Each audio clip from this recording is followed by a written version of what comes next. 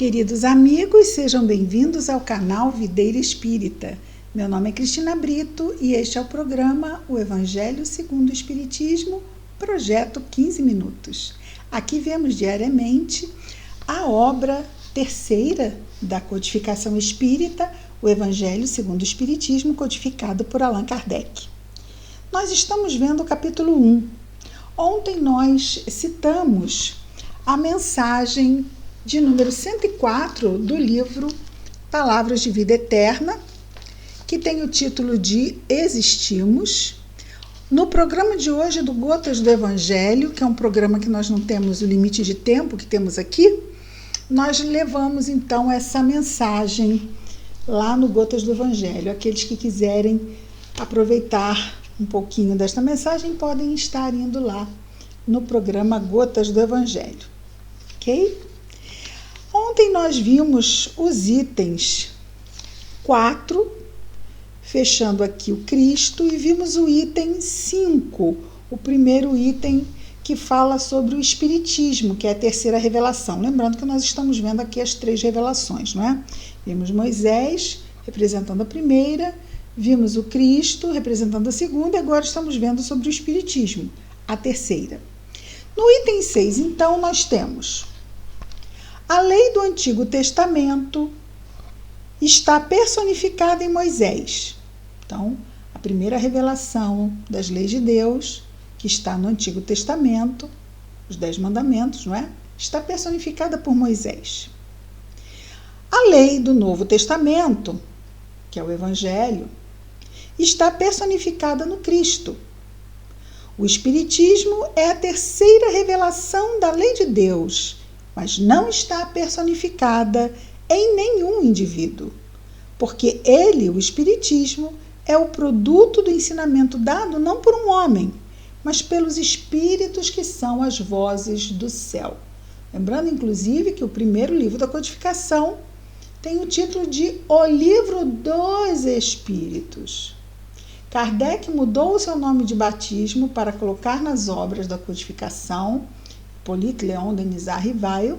Ele colocou o nome de Allan Kardec, que é o nome que lhe foi revelado que teria sido da sua encarnação como celta, há muito tempo atrás. Então ele adota o pseudônimo de Allan Kardec, porque ele já tinha vários livros publicados com o nome de Hippolyte Léon Denis Rivail, então ele já era conhecido, não podia haver confusão de que aqueles livros fossem dele. Aqueles livros não eram dele. E a primeira obra já diz logo de quem são os livros. O Livro dos Espíritos. E aqui ele nos coloca: porque ele, o Espiritismo, é o produto de ensinamento dado não por um homem, mas pelos espíritos que são as vozes do céu, sobre todos os pontos da terra, e por uma multidão inumerável de intermediários, que são os médiuns. Então, nós sabemos que as comunicações vieram de vários pontos da Terra por vários médiuns, e Kardec se correspondia com eles. É, de alguma sorte, o Espiritismo, um ser coletivo, compreendendo o conjunto de seres do mundo espiritual, conjunto de seres, né? Uma grande falange, vindo cada espírito trazer aos homens o tributo de suas luzes, ou seja, de seus saberes, de seus conhecimentos, de sua sabedoria, para fazê-los, aos homens, conhecer esse mundo, o mundo espiritual, e a sorte que nesse mundo aguarda os que aqui estão. Essa sorte vai depender de quê? De nós mesmos, não é uma sorte aleatória, não é? O nosso destino, vamos chamar assim, para onde nós vamos quando sairmos daqui pela desencarnação e adentrarmos mais uma vez no mundo espiritual, vai depender unicamente da qualidade do uso que fizemos do nosso livre-arbítrio, que tipo de escolhas nós fizemos na nossa encarnação. Quanto mais próximas essas escolhas foram das leis de Deus, melhor estaremos situados ao nosso retorno. Quanto mais afastadas das leis de Deus tiverem sido as nossas escolhas durante o nosso período reencarnatório, em lugar menos favorável estaremos situados quando retornarmos ao mundo espiritual. Então, eles vieram trazendo o tributo de suas luzes, né, de sua sabedoria, para fazê-los conhecer esse mundo e a sorte que nele, lá no mundo espiritual, nos aguarda. Esse é o item 6, que fala do Espiritismo. O item 7 também fala do Espiritismo e nos diz assim: da mesma forma que o Cristo disse, eu não vim destruir a lei, mas dar-lhe cumprimento, o Espiritismo diz igualmente, eu não vim destruir a lei cristã, mas cumpri-la. Então não vamos esquecer que primeira revelação, segunda revelação, terceira revelação, a segunda revelação se apoia sobre a primeira, a terceira se apoia sobre a segunda. E a cada revelação, os conhecimentos são ampliados e aprofundados. E tudo isso acontece porque a humanidade está mais amadurecida para conhecimentos maiores. Então, para alunos mais preparados, lições mais difíceis, não é? Então, continua o nosso Kardec dizendo, ele, o Espiritismo, não ensina nada de contrário ao que o Cristo ensinou. Então, assim como o Cristo também não trouxe nada no Evangelho que contrariasse os 10 mandamentos. Assim também o Espiritismo em nada contraria. Uma revelação não pode contrariar a revelação anterior. Porque se as revelações são as leis de Deus, e Deus é perfeito, suas leis são perfeitas, portanto, não podem ser melhoradas ou alteradas, porque senão não serão leis de Deus, não é? Ele não ensina nada ao contrário ao que Cristo ensinou, mas desenvolve, completa e explica em termos claros para todo mundo o que não foi dito senão sob forma alegórica no Evangelho. Então, no Evangelho, nós estávamos mais imaturos no nosso nível de compreensão, então Jesus usa vários recursos didáticos, como as parábolas, não é? Como comparações com situações do concreto, né? Então, o reino de Deus é como um grão de mostarda, né? Então, são essas comparações de questões espirituais que são muito difíceis para nós até hoje, não é? Termos, às vezes, uma ideia mais elevada, não é? Mais abstrata. Então, todos esses recursos didáticos que Jesus nos trouxe foi se adequando à nossa capacidade de então. Já o Espiritismo traz outros recursos no conhecimento, recursos muito mais elaborados, porque agora nós temos, como nós já vimos no item anterior, no item 4, agora nós já temos a ciência que se desenvolveu nos últimos séculos a ponto de já estar, então, vindo uma revelação de Deus já muito mais avançada em termos de poder falar de ciência. Então, se fala de fluidos, se fala de energia, se fala de coisas muito mais científicas do que Jesus poderia ter falado há 2000 anos, não é? E ele continua dizendo assim, então ele não ensina nada ao contrário do que Cristo ensinou, mas desenvolve, completa e explica em termos claros para todo mundo o que não foi senão dito de forma alegórica. Vem cumprir nos tempos preditos. Mas como é que a gente sabe que são os tempos preditos? Porque a gente não sabe, mas a gente sabe quem predisse. Então, quer dizer, está tudo muito certo. Se as coisas estão acontecendo, é porque já está pronto para que aconteça. Quem é que determina isso? É Deus. Deus determina. Jesus é o governador. Jesus simplesmente acompanha as leis de Deus e as cumpre. Mas as leis perfeitas são de Deus. As leis da natureza são igualmente, como as leis morais, leis de Deus. Certo? Quem criou todo o universo? Não foi Deus? O universo está sujeito as suas leis. Às vezes a gente pensa que, não, que Deus só cuida da parte moral, de jeito nenhum. Então a parte física também não é criação divina?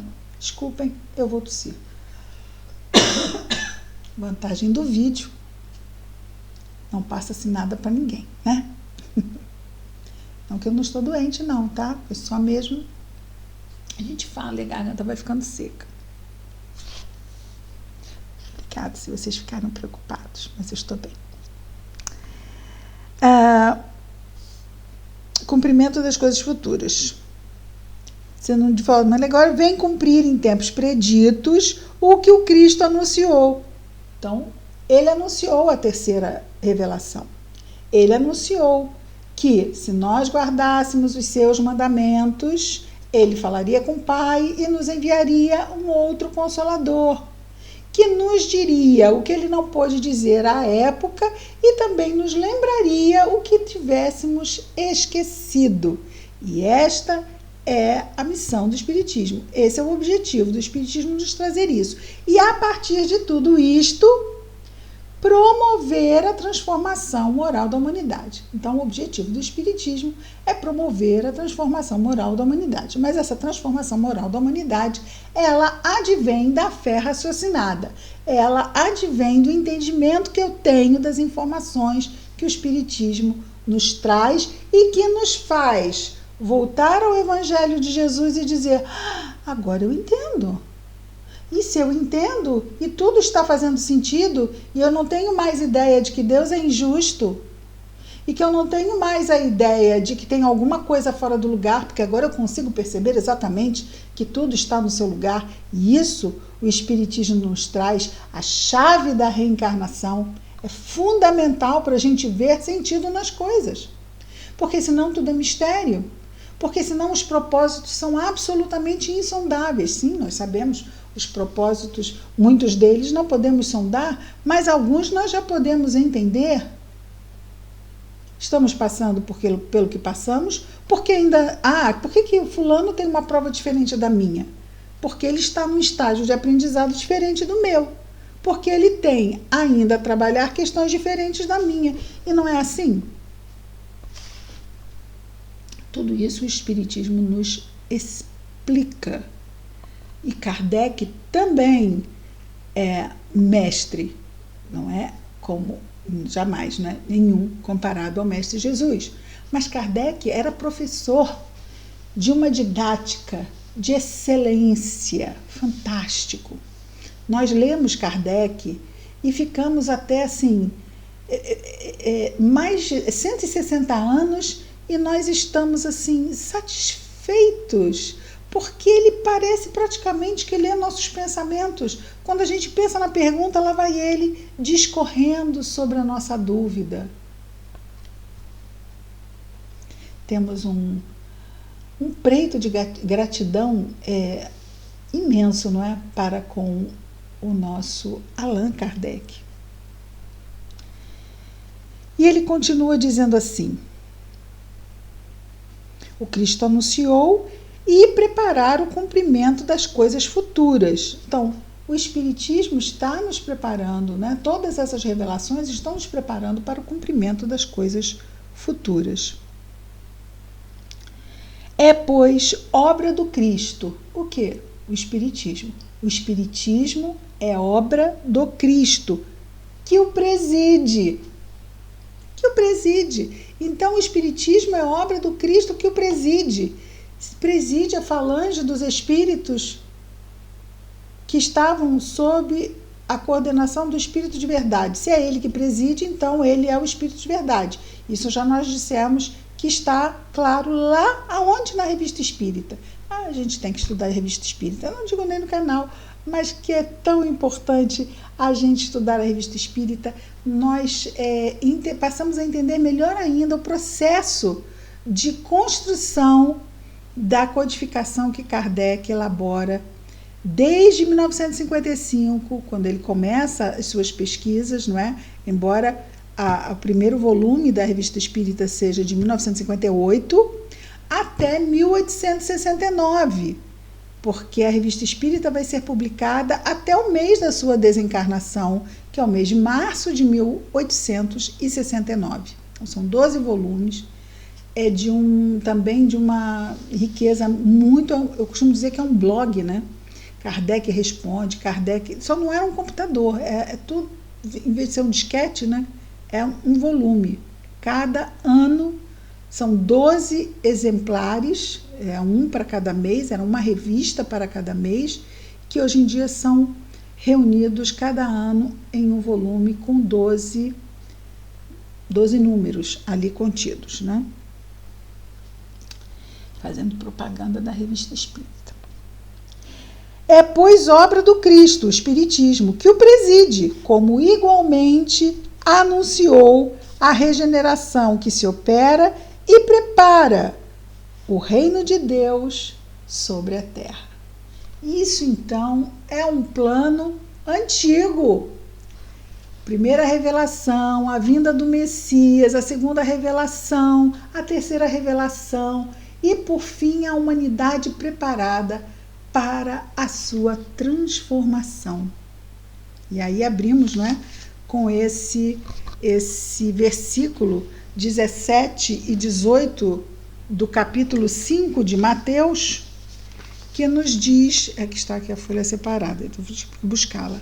Não penseis que vim destruir a lei ou os profetas, eu não vim destruí-los, mas dar-lhes cumprimento, porque eu vos digo em verdade que o céu e a terra não passarão antes que tudo que está na lei não seja cumprido perfeitamente, até um único J e um só ponto.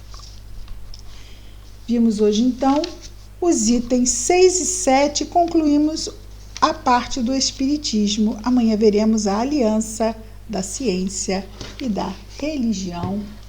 Muita paz a todos. Eu vou mudar o nome do projeto para Projeto Quase 15 Minutos. Até amanhã.